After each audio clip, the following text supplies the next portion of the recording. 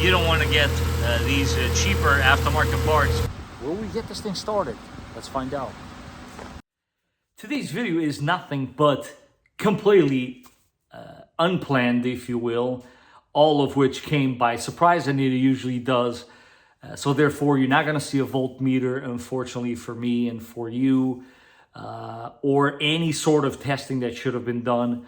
But I thought this was way too good not to share with the rest of you, so that you see that even us YouTubers are normal people too, and we do suffer the same issues that most of us do.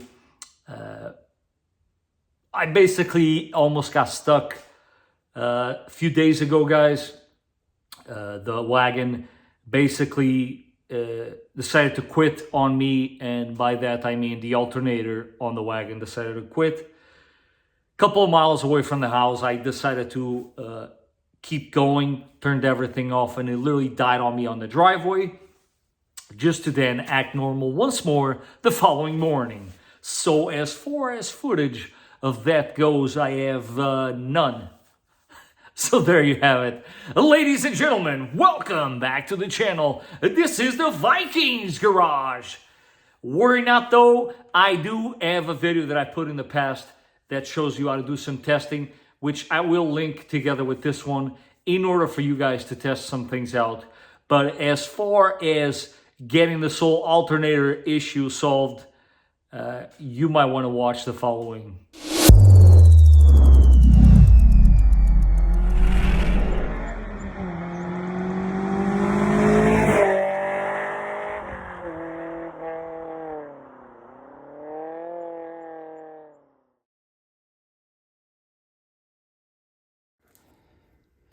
First things first, when it comes to a job like that, always just disconnect the battery.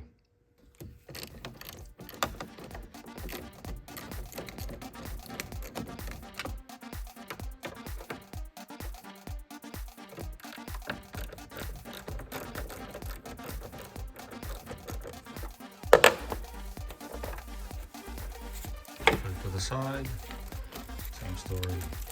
Put it to the side. Sometimes putting a rag here is not a bad idea, because I've seen this on both ends. Yeah, it's better safe than sorry.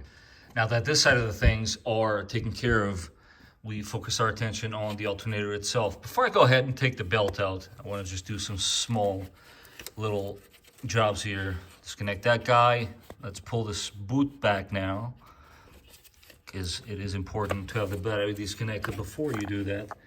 And I'm not entirely sure on this one, but something tells me it's either a 10 or a 12 shallow socket. Very next step, go ahead and loosen up your belt. Word to the wise, till this day I do it every time, although I know the routing. Always write it down. That way you can go back and just double check that you are indeed routing it correctly. Now let's go ahead and complete this task and remove this alternator. That would be a 12, and I'll let you know in a second what the bottom one is. As always, there's a lot that I want you guys to take from my videos, but there's a very important one here. Always double check your parts before you even go to install it. Just put them on a bench, side by side, and just compare them. And make sure that you got the correct part here, that your connections match. That way, when you go to install it, you know that you are in good business there.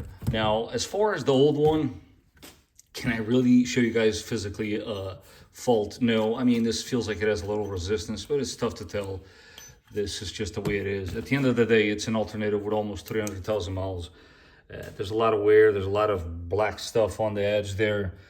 Can't really tell much just from looking at it. I really wish that it was failing on me, but I wasn't willing with these temperatures outside to go out there and try it out again.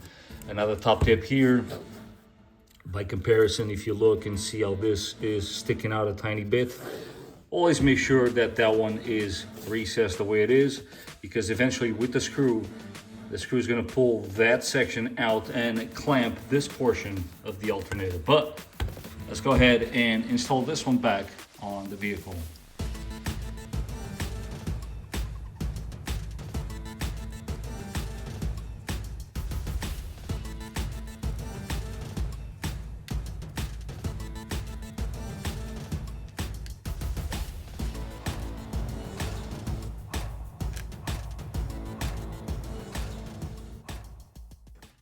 A few top tips for you guys if you're doing this job. Moving the coolant reservoir to the side will actually give you quite a lot of space to reach to the 14 that's holding that alternator on the bottom. And also, because it didn't come in time for the last video, this is the location for your PCV valve. Nice shiny part you see there.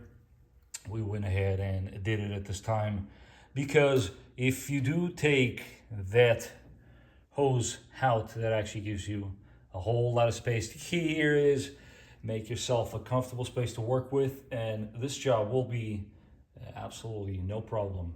And I'm pretty confident that anybody out there can accomplish this at home as long as you follow the steps that I've given you. One of the main reasons, guys, why I tell you to disconnect the battery, some people might be opposed to that because now I got to put the radio code, is because that right there will be a live wire and you don't want that touching the ground because that's how you actually blow fuses. But anyhow, let's start her up and see how she's doing.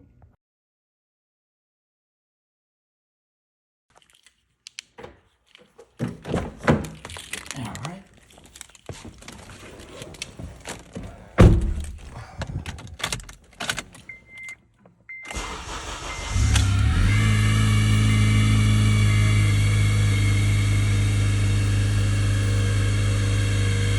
All right, let's take a look and see how she's doing.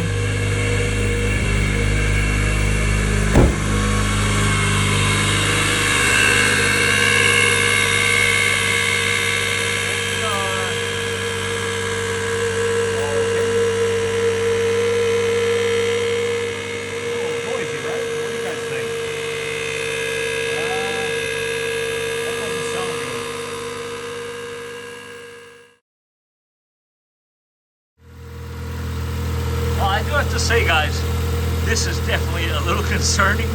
Here's the perfect example why you don't want to get these cheaper aftermarket parts. But at the end of the day, we're just trying to limp the sky across 300,000 miles. As you can see, she quieted down. I'm going to keep an eye on it. If for some reason the noise returns, I'm going to go ahead and take this back out again and go to the parts store and get me another one. Yeah, that's fun. So yeah, as I mentioned before, I am going to have to go ahead and put the radio code. I'm sure it's in here somewhere. As you can see, it's a very Honda thing. But, yeah, so far so good. Man, that noise did not really make me feel very confident on that part. But the warning light was somewhere in here. If I find somewhere on Google what the message actually looked like, I'll show you guys. Didn't do it again, and that's why I wasn't able to show it. And then you'll see somewhere in this vicinity there's a red battery light, and that's the one that came on right there in the corner. That guy also was staying on for quite a bit. Okay, I guess alternator, aftermarket alternator that needed to be broken in. Let's try to find this code.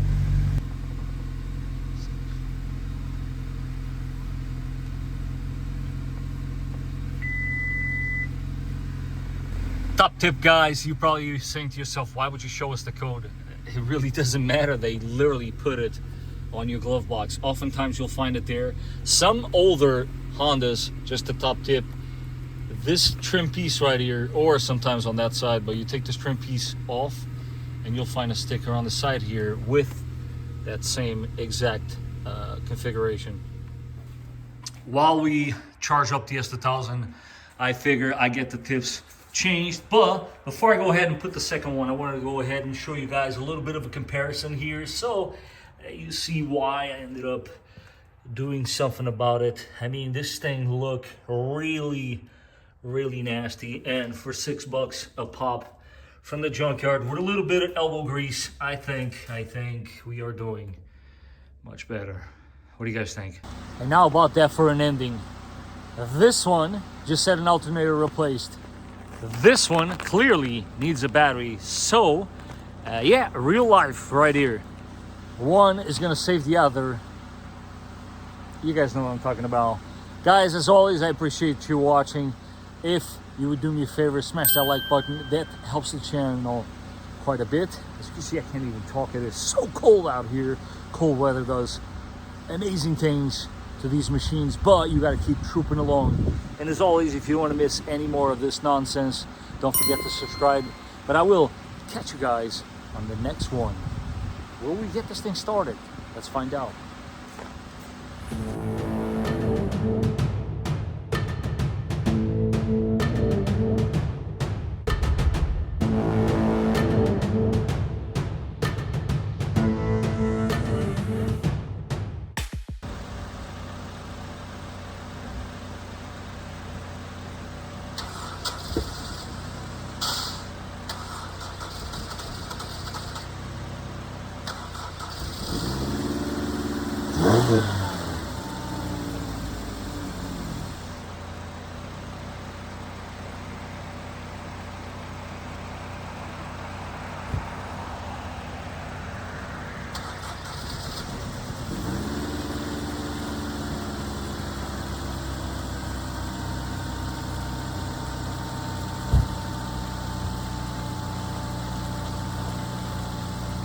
Come on, when was the last time you saw a TSX wagon jumpstart an S1000?